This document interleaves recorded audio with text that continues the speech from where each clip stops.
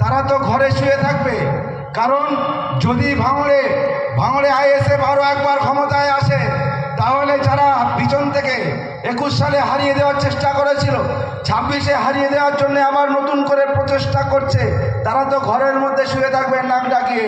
আজকে সাম্প্রদায়িক শক্তি যারা এখানে যদি জিতে যায় আইএসএফ, ক্ষতি করবে কাদের?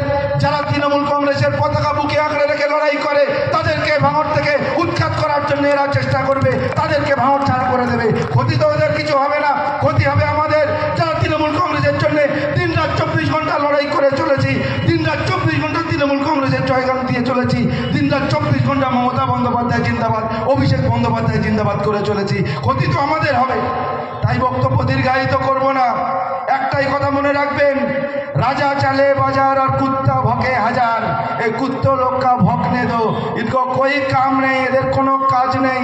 এরা শুধু বলে না, আমরা সেই ছোটোবেলায় খেলা করতাম, যে মূল হয় আর কি, যারা একটু বড় মতো ছিল আমাদের থেকে, আমরা যদি খেলতে না পারতাম বলে তুই বাদ, তা আমরা মাঝে মাঝে না আমি বাদ যাবো না, দল বলছে তুই বাদ, না আমি বাদ যাবো না। এদের হচ্ছে কোনো লজ্জা শরম নেই, এদের দল এদের কোনো জায়গায় রাখেনি। এরা বলছে যে আমরা দলের নেতা।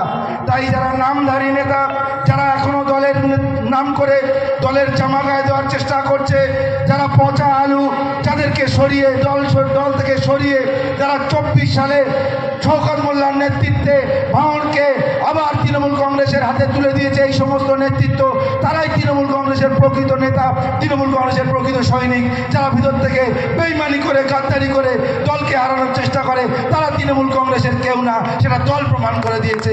বক্তব্য দীর্ঘায়িত করব না।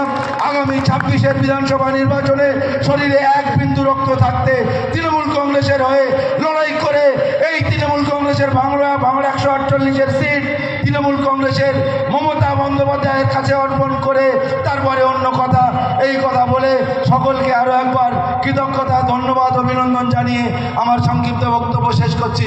জয় হিন্দ, বন্দে মাতরম। তৃণমূল কংগ্রেস জিন্দাবাদ, মমতা বন্দ্যোপাধ্যায় জিন্দাবাদ, অভিষেক বন্দ্যোপাধ্যায় জিন্দাবাদ, আমাদের প্রিয় নেতা, প্রিয় পথপ্রদর্শক, সম্মানীয় শওকত মোল্লা মহাশয় জিন্দাবাদ।